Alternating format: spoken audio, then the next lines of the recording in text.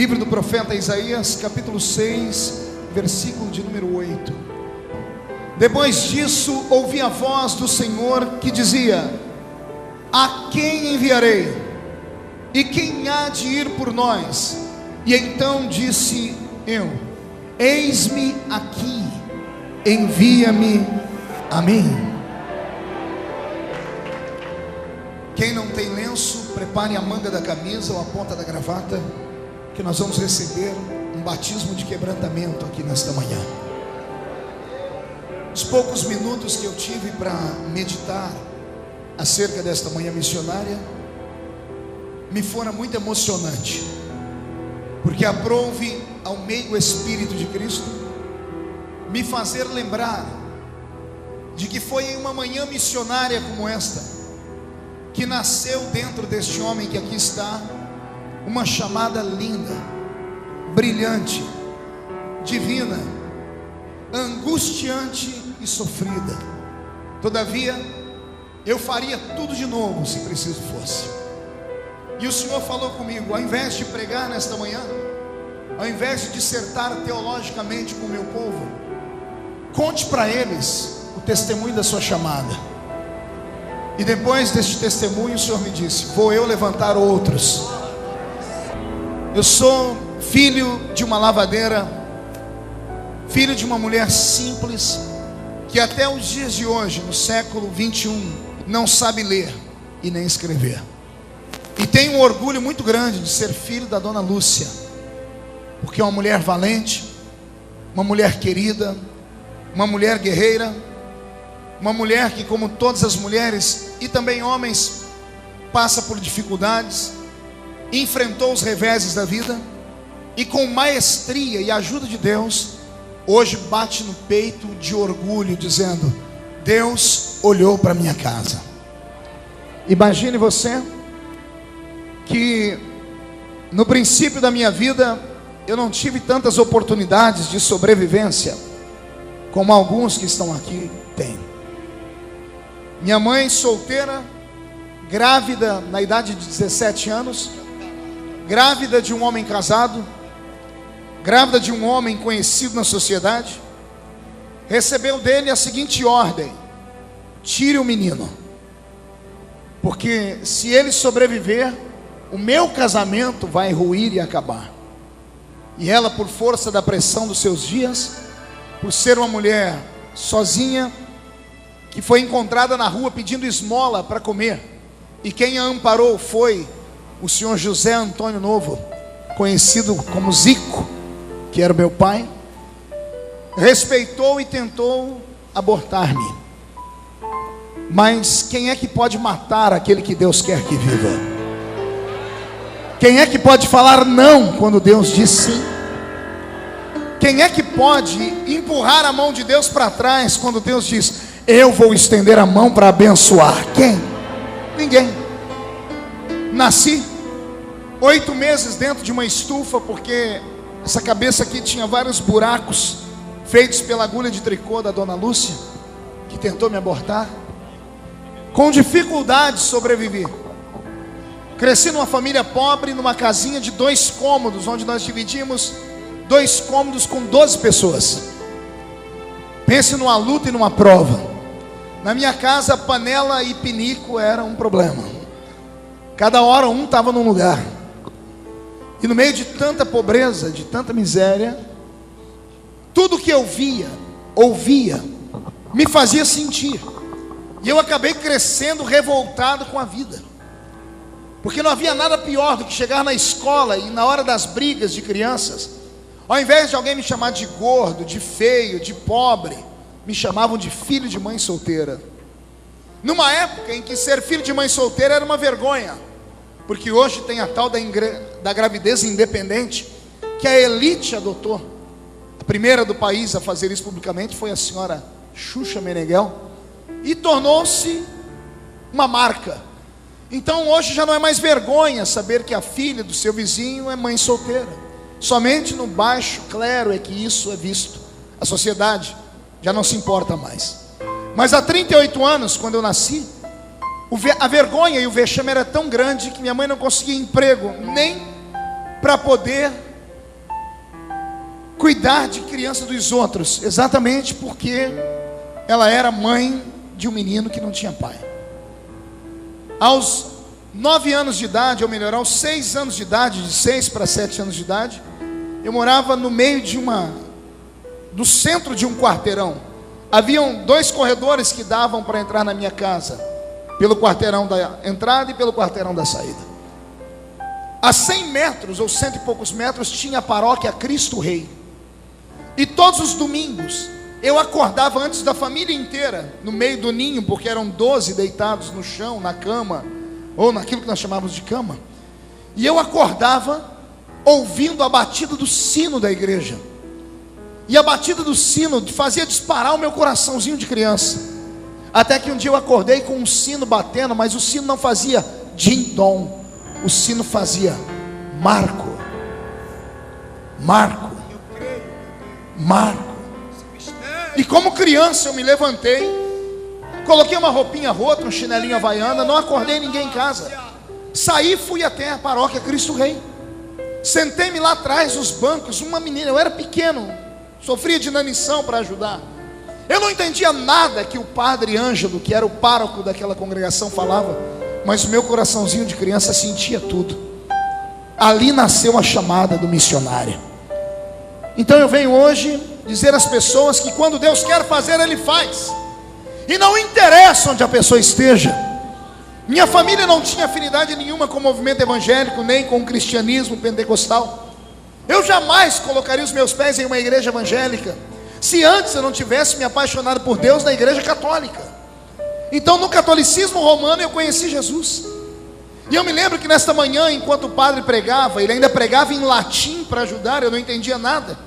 Eu ficava olhando para as paredes, e nas paredes da igreja tinham as imagens da via da crucificação. E lá na frente, atrás dele, tinha uma imagem de quase 3 metros de um Cristo pendurado. E aquela imagem bateu no meu coração com pena, porque mesmo como criança eu já sabia o que era dor e o que era sofrimento. Naquele dia, quando a missa terminou, as irmãs que cuidavam da igreja não sabiam onde eu morava, não sabiam quem era minha mãe. Eu, quando criança, muito criança, travei, não conseguia falar com ninguém. Me levaram para a casa das mulheres que cuidavam da igreja católica. Virou um tumulto na rua da minha casa, porque minha mãe achava que eu tinha sido sequestrado ou roubado por ciganos. Até que alguém me reconheceu e me levou em casa. E as mulheres da igreja chegaram na minha mãe e falaram: não bata nessa criança, porque ela é especial. Esse menino tem vocação. Ele vai ser um grande padre e vai dar muito orgulho para a família. Dali então, eu comecei a frequentar a igreja católica. Com 7 anos eu já fazia catecismo, ou começava a aprender um pouquinho do catecismo. E aos 9 anos de idade, fui o primeiro menino do estado de São Paulo, na época, a fazer a crisma. Me crismei aos 9 anos de idade. Aos 9 anos de idade, eu recebi emprestado a Bíblia da patroa da minha mãe, que era espírita kardecista. Porque para fazer catecismo eu tinha que ter uma Bíblia, nós não tínhamos dinheiro para comprar. E ela me emprestou a Bíblia Ave Maria, capa azul. Como garoto prodígio, eu sempre fui muito inteligente, para a honra e glória do Senhor. Eu decorei, ou melhor, eu devorei a Bíblia inteira, de capa a capa. Com 9 anos de idade, eu já tinha lido a Bíblia toda. E não era como essa Bíblia que você tem aí. Era uma Bíblia que tinha 7 livros a mais, que nós não temos no cânon sagrado da Bíblia, João Ferreira de Almeida, que são chamados de livros apócrifos. Nascia ali uma vocação. O primeiro contato que eu tive com o movimento evangélico foi com a dona Maria, a mãe do Tom. Tom era um menino, meu vizinho, que chamava-se Everton, e a gente chamava ele de Tom. A irmã Maria era uma dessas crentes do cabelo comprido, cheio do Espírito Santo, assembleiana roxa, até o tutano dos ossos. Não sabia falar muito bem, mas pensa numa mulher que orava. Pensa numa mulher que tinha autoridade sobre demônios. E todas as vezes que ela me via com a Bíblia, Ave Maria, indo para a igreja católica, ela me chamava e dizia: onde é que você vai? Eu disse: eu estou indo para a igreja. E ela falava para mim: Jesus tem um plano na sua vida. Eu disse: é por isso que eu estou indo na igreja. Ela não se conteve, até que um dia ela me chamou e disse: vem cá que eu vou te mostrar o que é a verdadeira fé. E ela abriu um livro que tinha um monte de imagens do fim do mundo. Veja só, uma evangélica chamou um menino católico e me mostrou um livro dos Testemunhos de Jeová. Você está entendendo ou não? Uma irmã evangélica chama o menino que está indo para ser coroinha dos padres e mostra para ele um livro dos testemunhos de Jeová. Porque aqueles livros dos testemunhos de Jeová de antigamente mostravam o fim do mundo, mostravam as pessoas caindo dos prédios, o mundo pegando fogo. Era a linguagem dela, porque ela não conseguia me convencer de outra forma. Então ela disse: se você não se converter dos seus pecados e não parar de adorar aquela imagem daquele Deus que está pregado na cruz até hoje, você vai para o inferno. Isso me fez, durante várias missas, terminar a missa, eu ir lá e ficar olhando para a imagem daquele Cristo, com muito receio. Um dia eu toquei nos pés dele e tirei, e quando eu toquei nos pés dele estava cheio de poeira. E eu comecei a imaginar com a minha mente de criança: que Deus é esse que fica empoeirado na parede? Não, você não entendeu, eu vou repetir. Que Deus é esse que fica empoeirado em cima da parede? Comecei a pensar, faz 2 anos que eu venho na missa, faz 2 anos que ele está pregado naquela parede, ele nunca saiu dali para nada. Oh, Jesus começou a trabalhar no meu coração, igreja. Até que um dia, com 13 anos de idade, me levaram a uma igreja evangélica. E eu sentei do lado de um menino que chamava Márcio, ainda se chama Márcio. O menino só tinha 2 dentes na boca, o zagueiro e o atacante. Mas quando eu sentei perto dele, porque quem me levou era o Ronaldo, que tocava trompete, ele tinha que ir lá para a banda, ele me deixou aqui atrás ao lado do Márcio. E eu não entendia nada que aquele pregador pregava. Quem pregava naquele dia era o presbítero irmão Jonas. E o irmão Jonas pregava e levantava a perna e dava gritos, e eu não entendia nada do que ele falava. Mas cada coisa que ele falava subia um arrepio na minha coluna, que eu não entendia nada. E eu olhava para o Márcio olhava para mim e falava umas coisas esquisitas. Naquele dia, antes de eu ir para frente aceitar Jesus, eu perguntei para ele: Márcio, a sua mãe trabalha com floricultura? E ele: não, por quê? Sua mãe é jardineira? Não, por quê? É que toda hora você fica falando samambaia, samambaia. O que é essa samambaia? Não era samambaia, eram as línguas estranhas que ele falava. E eu falava para ele: cada vez que você fala samambaia, me arrepia todo o corpo. Que samambaia que é essa, Márcio? E ele sorrindo diz assim: isso é o poder do Espírito Santo.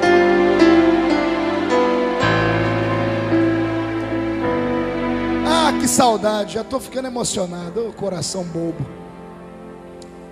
Uma quinta-feira à tarde, meia dúzia de gente na igreja.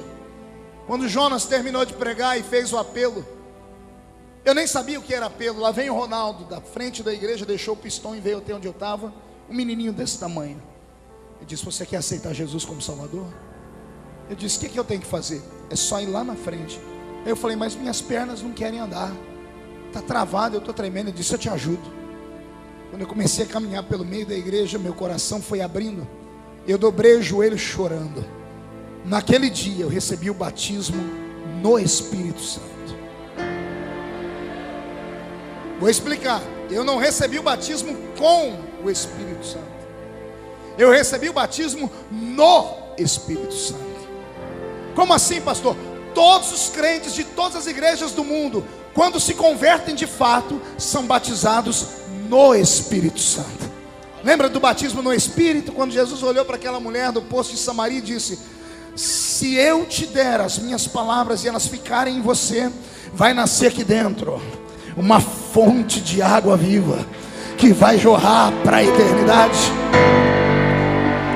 A fonte nasceu e começou a brotar pelos olhos, e aquelas lágrimas converteram o coração do menino. E ali eu me entreguei à fé evangélica.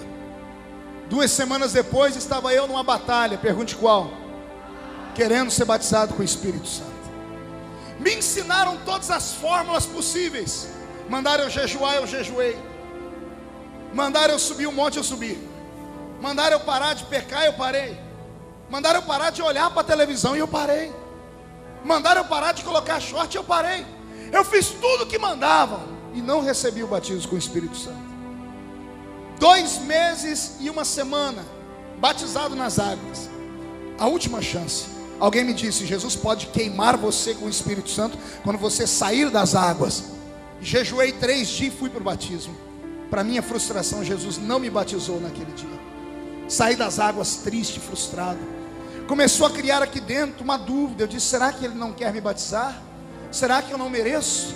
E graças a Deus por essa dúvida, porque isso me fez estudar. E o estudo que eu aprendi se tornou um ensinamento para crentes no mundo inteiro. Porque me ensinaram errado. Pergunte por quê. Só respondo se todo mundo perguntar. Tem gente que pensa que recebe o batismo com o Espírito Santo porque merece. Tem gente que acha que pode comprar o batismo com o Espírito Santo jejuando e orando. Tem gente que acha que merece o batismo com o Espírito Santo porque é santo. E o batismo com o Espírito Santo não é para pessoas que merecem, não é para pessoas que podem, não é para pessoas que fazem tudo que a igreja manda. O batismo com o Espírito Santo é um revestimento. É um o quê? Não ouvi, é um o quê? Se é um revestimento, quer dizer que a pessoa já está vestida. O batismo com o Espírito Santo não é uma vestimenta, é um revestimento. O crente é vestido quando ele aceita Jesus como Salvador. Eu fui vestido pelo Espírito Santo no dia que eu aceitei Jesus, quando eu chorei. Mas agora eu precisava do revestimento. E o revestimento não é para quem é forte, porque o forte não precisa de revestimento. Quem é que usa blusa de frio? Quem sente frio. Você já pegou um dia muito frio no Rio de Janeiro, que é raro? Alguém andando de camiseta regata pela rua e do outro lado alguém usando uma blusa de lã. Por que que aquele que usa camiseta regata suporta o frio e o outro não? É porque ele é mais forte. Ele está vestido com a camiseta regata, mas o que é fraco, além da camiseta, está revestido com um paletó.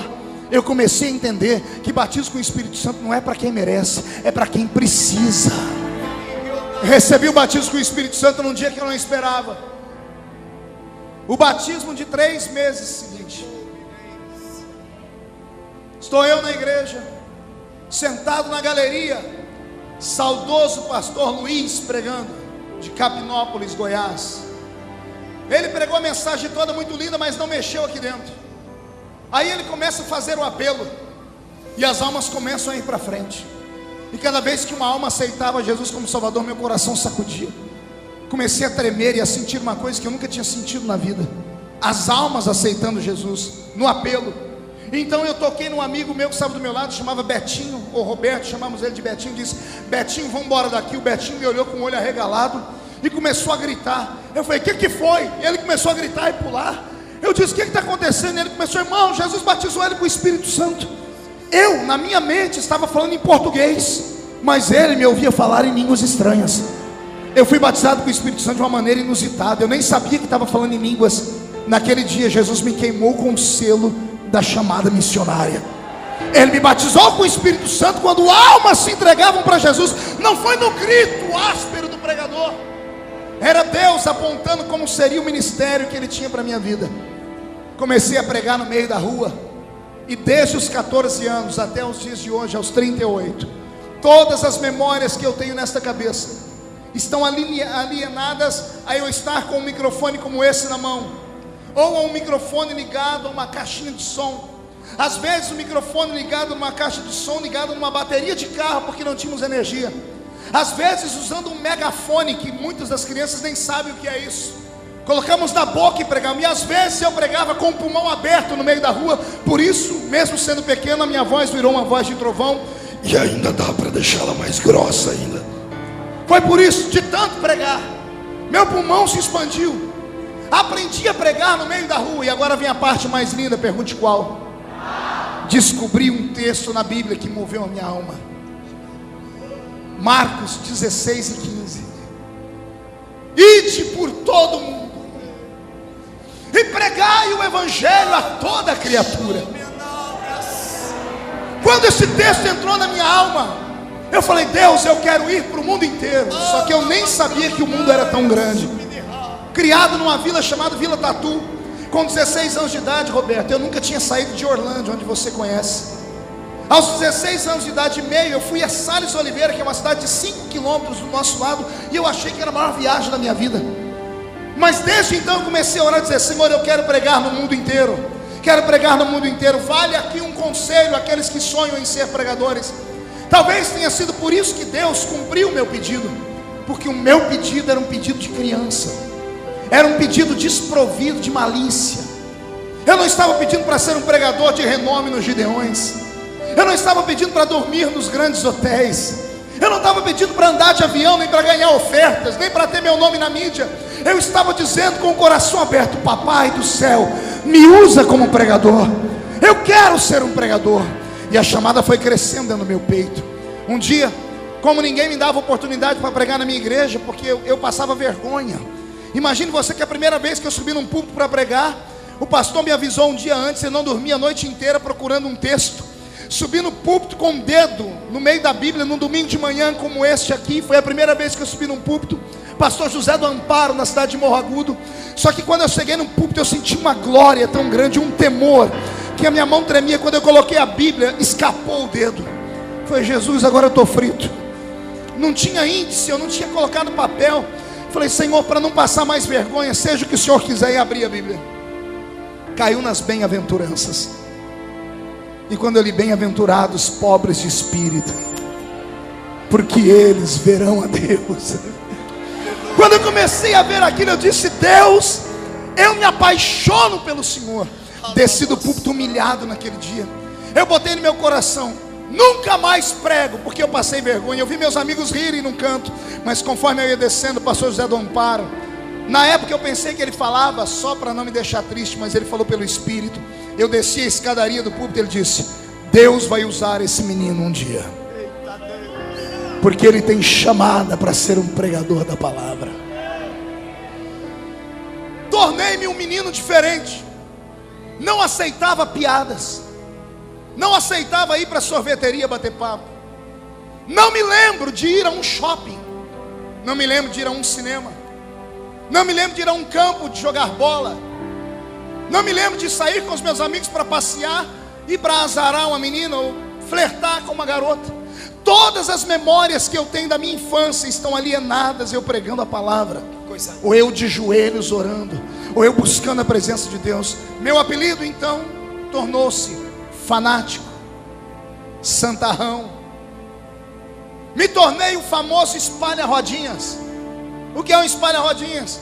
O grupo de jovens estava reunido, e quando eu chegava, um a um ia saindo, até que eu me via sozinho. Ninguém queria ser meu amigo, porque eles diziam que eu só sabia falar de Deus e de Bíblia, que eu estava louco, fanático, beato de igreja, desequilibrado.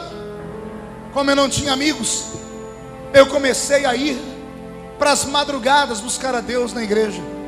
Fiz amizade com um irmão que era diácono na época, hoje é o vice-presidente da igreja que eu presido, pastor Valdeci Otávio, e disse: Senhor, me empresta a chave para eu orar na igreja de sábado para domingo, porque eu não tenho amigos. Uma vez, orando e chorando muito, eu dobrei o meu joelho no púlpito e disse: Deus, por que eu não posso ser um homem comum? Por que eu não posso ter a alegria que os meus amigos têm de passear? Por que eu não sinto prazer em tomar sorvete, em ir para um shopping, em jogar bola? Por que eu não posso ser como eles? E chorava. E o Senhor naquela madrugada falou comigo: você não pode ser como eles hoje, porque eles nunca vão poder ser como você amanhã. Não, você não entendeu, vou repetir. O Senhor disse: assim como hoje você não pode ser como eles, amanhã eles não poderão ser como você. E eu falei: Senhor, por quê? Qual o motivo? E o Senhor me disse: porque eu te separei no ventre da sua mãe.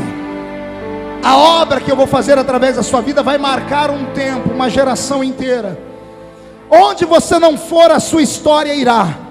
E um tempo de milagres chegou sobre a minha vida. Quem acredita que Deus pode repetir essa história nesta noite? Então vai aqui alguns conselhos para aqueles que vieram esta manhã missionária. Busque primeiro o reino de Deus. Vou repetir: busque primeiro o reino de Deus, com toda a sua justiça, porque as demais coisas serão acrescentadas. Segundo, não olhe para a sua falibilidade. Também não olhe para a sua cultura de conhecimentos. Não olhe para a sua posição social. Não olhe para a pobreza da sua família. Não olhe para o vazio de Cristo dentro da sua casa, porque de repente você é só você na fé. Se você tem uma chamada, se você tem um desejo, sonhe com Ele, lute por Ele, deseje Ele. Não olhe as circunstâncias. 16 anos de idade, me apaixonei por uma visão divina. Pergunte qual? Sonhei com um país chamado Romênia, que fica no noroeste da Europa. Meu coração quase saltou pela boca quando Deus me revelou esse país. Trabalhava com o Telex na época. Telex é o tataravô da internet. Descobri os locais onde a Romênia tinha um escritório no Brasil, as embaixadas, e mandei para eles e-mails dizendo que eu queria conhecer, e-mails não, telex, perguntando a eles como conhecer mais sobre o país, sobre a língua, e recebi livros dos consulados. Recebi uma fita, decorei uma frase que mal sei o que significa, em noroeste da România, estava lá na fita, só para eu pegar o sotaque. Peguei o livro e comecei a comer o livro, e li sobre Bucareste, a capital. Dias depois chega na minha mão um LP, um compacto. O nome era Torturado por Amor a Cristo. Reverendo Richard Wurmbrand, um homem que veio ao Brasil anos depois dar testemunho da sua pregação. Eu não pude ir vê-lo em São Paulo, mas os amigos que foram vê-lo disseram que ele não pregou com a boca. Ele tirou a camisa no púlpito e diante de 40 mil pessoas mostrou as cicatrizes que ele recebeu do regime comunista da Romênia, por ser um pastor dentro daquele país. 14 anos presos, longe da esposa. Assistiu à morte do filho dele em loco. Como eles não conseguiam matá-lo, arrancaram as unhas da mão e dos pés dele por várias vezes. Puxaram a língua dele, deixaram a língua dele esticada por mais de meia hora, com um prego furado em uma madeira. Queimavam ele. Nas noites frias da Rússia, tiravam ele de uma água quente e colocavam ele no gelo. Antes dele entrar num estado de hipotermia, ele voltava para o calor. A prova máxima foi quando trouxeram o filho dele, e um soldado romeno disse: vão matar o seu filho. E quando ele estava a ponto de negar Jesus e caiu de joelhos, o filho dele se solta do soldado, corre e diz assim: papai, não negue Jesus. Se me matarem, já já a gente se encontra lá no céu. Aquilo testificou da minha chamada. Eu disse: é para esse lugar que eu quero ir, Jesus. E um dia peguei um imbornal. Quem conhece imbornal aqui? Imbornal é uma sacola feita de pano, que a gente colocava marmita para ir para a roça, porque eu apanhava laranja, algodão e café, e trabalhei no corte de cana. Coloquei dentro daquele imbornal uma Bíblia rota e velha, vesti meu chinelinho havaiana e bati na porta da casa do pastor José Bispo dos Santos, que já dorme no Senhor. Um baiano arretado, bravo que só. E ele disse: o que tu quer aqui, menino? Eu disse: eu vim falar para o senhor da minha chamada, porque o senhor é o meu pastor. Ele sentou no sofá e disse: me fale da sua chamada. E desde criança eu sempre fui muito expansivo, Melquisedeque. Sempre falei com paixão, como se estivesse atuando em um teatro. E fui falando. Quando me viu, eu estava em pé na sala dele pregando, dizendo: vou falar para os romenos que Jesus ama eles, pastor. Quando eu disse isso e terminei, ele se levantou e disse: acabou? Eu disse: sim, senhor. Eu disse: sente aí, porque agora você vai ouvir um par de verdade. Ele olhou para mim e disse: onde você mora? Eu disse: na Avenida D, número 516, na Vila Tatu. Ele disse: quem é seu pai? Eu disse: eu sou Zico. Ele mora com você? Eu disse: não. Você tem como provar que ele é seu pai? Eu disse: não, porque no meu RG não tem o nome do meu pai. Hoje eu não apresento mais meu RG, apresento a minha carteira de deputado federal. E os amigos podem ler aqui na minha filiação. Qual o nome que está escrito aqui, companheiro, na filiação? Lúcia Maria Feliciano. Qual o nome do pai? Não tem. Só tem o nome da minha mãe. Pode filmar aqui. Não tem o nome de pai, sou o famoso filho bastardo. E o pastor sabia disso. Quando eu disse para ele que eu não tinha o nome do meu pai, ele disse: você congrega onde? Eu disse: eu congrego na Vila Tatu, no salãozinho de 3 por 4 metros. Os membros do salãozinho são ricos. Eu disse: todo mundo corta cana. E o pastor disse: então esquece obra missionária na Europa. Obra missionária só para filhos de pastor rico, de igreja gigante, de capitais. Obra missionária só para filhos dos americanos dos olhos azuis que tem dólar. Você nasceu no meio do mato, congrega numa igreja pequena, numa cidade sem expressão. Você mora em Orlândia, acorda para a vida. E eu comecei a soluçar e chorar. Ele me abraçou e disse: é melhor eu ver você chorar agora do que chorar amanhã frustrado.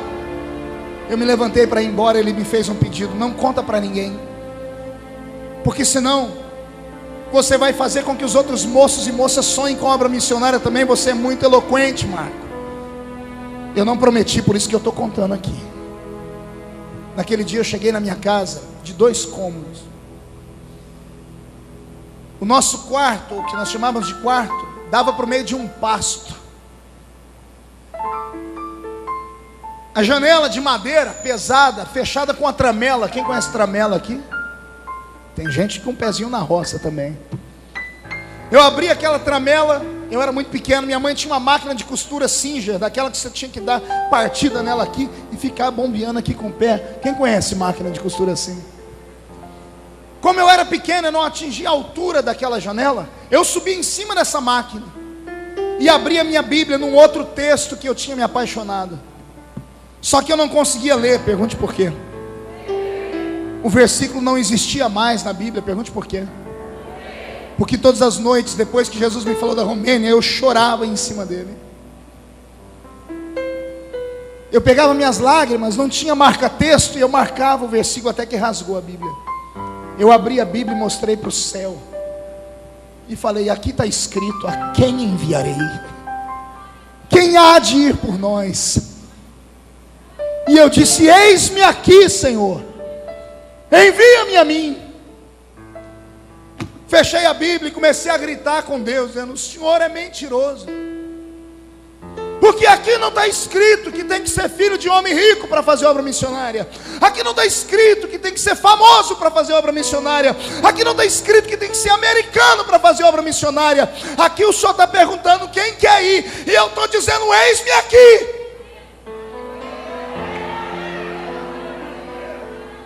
O que eu vou falar agora é só para crente cheio do Espírito Santo. O céu foi fechando. O céu ficou cinza. Trovões anunciando uma forte chuva. No meio dos respingos de água, mais trovões. E no meio dos trovões, relâmpagos. E eu ouvi a voz de Deus no meio dos trovões. A mesma voz que falou comigo na igreja católica. O Senhor disse para mim, eu não preciso de passaporte. Eu não preciso de dólar.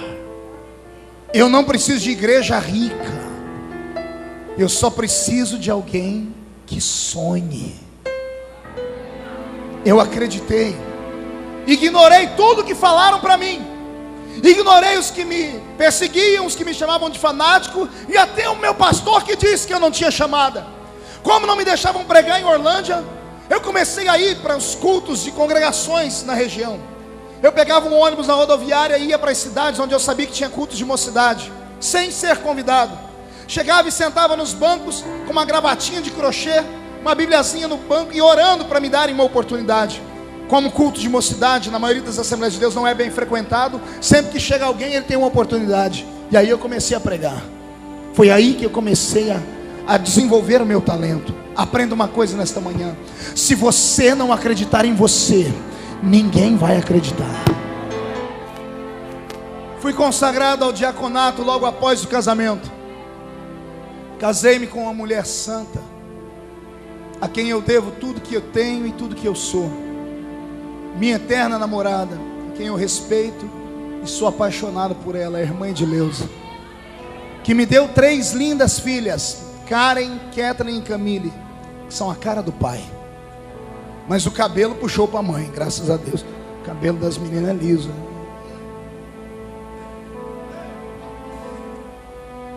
Eu tô falando devagarinho porque eu tô contendo as lágrimas. É muito lindo lembrar tudo que Deus fez. É muito lindo. Logo que fui consagrado ao diaconato da igreja, a nossa igreja passou por um tumulto, um escândalo. O escândalo foi violento demais. De 400 membros, ficamos com 10 crentes. Escândalos sexuais, morais, de ordem financeira. Em 3 meses, a nossa igreja passou por pelo menos 10 escândalos consecutivos. Do tipo, o tocador da igreja, um menino que cuidava da banda de música, foi preso porque tinha um tarado, um psicopata na cidade, que se exibia nu para as mulheres. A polícia fez um cerco e prendeu. Era o moço da igreja. O pai da única menina que tocava teclado na igreja, uma menininha que com 10 anos de idade tocava o teclado na igreja, foi denunciado pela filha. E a mãe foi à delegacia. Dos 8 aos 10 anos de idade, o pai violentava a própria menina. E era o homem mais santo que tinha na igreja. 2 presbíteros desceram do púlpito por causa de mulheres. Um menino da igreja foi pego na rua mantendo relações com um cachorro. Um espírito maligno desceu sobre a igreja, sobre a cidade. Hoje eu entendo que era o diabo tentando destruir a semente de uma chamada. O diabo não sabe do futuro, mas ele percebe o futuro. É um psicólogo. Quando você vê uma pessoa que é crente, tudo dá errado na vida dele, irmão, não desanime a pessoa, fale para ela, permaneça. Vença pela perseverança. Porque tem pessoas aqui que não sabem o que Deus tem na vida deles, mas o diabo já percebeu o que é. Era meio-dia, quando eu passei pela guarita e piquei o meu cartão pela última vez. Eu estava empolgado até o momento em que eu piquei o cartão. Quando eu me despedi do guarda da guarita, coloquei os pés fora da fábrica, um medo, Edinaldo, entrou aqui. Eu sentei no banco da minha brasilinha velha, fiquei desnorteado. Fiquei com medo de ir para casa e contar para minha esposa o que eu tinha feito. Ao invés de virar para a esquerda, porque eu morava num bairro chamado Gruta, eu virei para a direita e fui para o centro da cidade. Descendo uma avenida chamada Avenida 9, devagarinho, com a brasilinha, veio um moço de bicicleta e parou do meu lado, eu andando tão devagar. Ele olhou para mim e disse: Feliciano, o que você está fazendo aqui? Ele me viu aflito, eu disse: eu fiz uma loucura hoje. Ele disse: o quê? Eu pedi as contas da Intel. Ele falou: para quê? Por causa da minha chamada. Lembro como se fosse hoje. A imagem dele está nos meus olhos aqui. Ele em cima de uma bicicleta, ele abaixou a cabeça e começou a chorar. Ele olhou para mim e disse: eu queria ter a tua coragem, porque está escrito que quem deixa tudo por amor a Ele, nessa vida, recebe 100 vezes tanto, e na outra ainda recebe a vida eterna. Deus vai cuidar de você. Enoque, filho da irmã Sebastiana, que eu já contei algumas histórias dela. Hoje o Enoque é pastor de uma igreja batista. Entrei dentro da minha casa, Karen era bebê, estava se arrastando pelo chão. A mesinha simples com 2 pratos. Edileuza viu que eu mexia na comida e não comia. Ela disse: o que aconteceu, Marco? E eu não sabia como começar. Aí ela falou: é a história que você está sentindo hoje do trabalho? Eu disse: é. Ela disse: pede as contas. Aí eu disse: eu pedi. Ela: então pede as contas. Eu disse: você não ouviu? Eu disse: eu pedi. Ela parou de comer e disse: você fez o quê? Eu pedi. Ela: você está brincando? Eu disse: estou falando sério. Ela parou de comer, foi no chão e pegou a Karen e envolveu a Karen nos braços. E ela disse: e agora? Eu disse: agora Deus proverá. Deus proverá. 4 meses de angústia. Pergunte por quê. Fui para a reunião de obreiro do campo, anunciei que estava saindo para a obra da chamada da itinerância. O pastor que lá estava olhou para todos e disse: irmãos, o irmão Marco Feliciano agora está na itinerância. Os irmãos abram a porta das igrejas para ele ir pregar, porque ele já é pregador dos cultos de mocidade. Só que agora ele precisa de uma ajuda, uma oferta. Todo mundo disse amém. 4 meses sem nenhum telefonema. Ninguém me convidava nem para animar festinha de criança, nem para fazer velório. 4 meses, o seguro-desemprego foi embora. Edileuza olhou para mim uma bela manhã e disse: olha, a última canequinha de arroz foi embora. E eu disse para ela, se ela pedisse para o pai dela, eu me divorciava dela, porque meu sogro era rico na época. E ela, uma mulher de Deus, disse: eu não vou pedir para o meu pai, eu acredito em você. Naquela manhã eu saí com a brasilinha velha e subi o meio do monte para orar. Eu acabei com uma árvore de tanto tapa que eu dei nela. A árvore não tinha nada a ver com isso, coitada. E eu falei: Deus, e agora? Eu comecei a pensar que tudo que eu tinha feito tinha sido emoção. Eu duvidei da minha chamada. Eu comecei a praguejar contra os profetas. Eu comecei a sentir nojo de mim. Eu disse: eu vou voltar e pedir emprego, porque minha filha vai passar fome. Deus não falou comigo naquele dia no monte.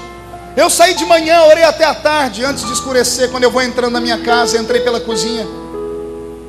A mesa da cozinha estava cheia de sacolas de supermercado. Ao invés de eu ficar feliz, eu entrei gritando: Edileuza, eu falei para você não pedir para o seu pai. E ela chorando disse: não foi o pai. Eu falei: quem foi? Ela disse: a irmã Hélia. Quando ela disse a irmã Hélia, minha perna tremeu. Eu acho que o Elton entrevistou a irmã Hélia, né? Eu tenho num documentário. A irmã Hélia era uma mulher abandonada pelo marido, ou viúva, não me falha a memória agora, mãe de 4 filhos desviados, e trabalhava num emprego de doméstica. Ela disse que estava dentro do supermercado fazendo compra para a família dela, quando Jesus disse: Hélia, tudo que você está comprando, compra em dobro, num outro carrinho. Para quem, senhor? Para Marco Feliciano. Palavras dela: Senhor, mas o Marco é genro do fazendeiro. O senhor disse: não discuta, compre para o Marco Feliciano. Senhor, eu não tenho dinheiro aqui. O senhor disse: você tem dinheiro no banco. Vai e tira da sua poupança e compra para ele. E ela fez, pastor Edinaldo. Uma mulher sozinha, mãe de 4 filhos, abasteceu a minha mesa. Eu caí de joelhos e disse: Deus, por quê? E o Senhor disse: para você saber que quem cuida de você sou eu. Quem tem chamado aqui nesta manhã, não desista. Deixa o vento soprar, mas não entrega os pontos. Deus às vezes fecha a boca e se cala, mas Ele nunca fecha os olhos. E os olhos de Deus estão te olhando nesta manhã missionária. Se você acredita na sua chamada e o vento está soprando muito forte, eu só tenho um conselho para você: usa o lenço, a manga da camisa, a ponta da gravata e derrama as suas lágrimas, mas não abandona a tua chamada. Vai chegar o tempo em que Deus vai te exaltar. Vai chegar o tempo em que todas as lágrimas serão enxugadas dos seus olhos. Vai chegar o tempo em que todo desprezo será aplaudido pelo tempo da exaltação. Eu não estou falando do que eu ouvi, eu estou falando do que eu vivi. Existe um Deus no céu que cuida daqueles que Ele chama.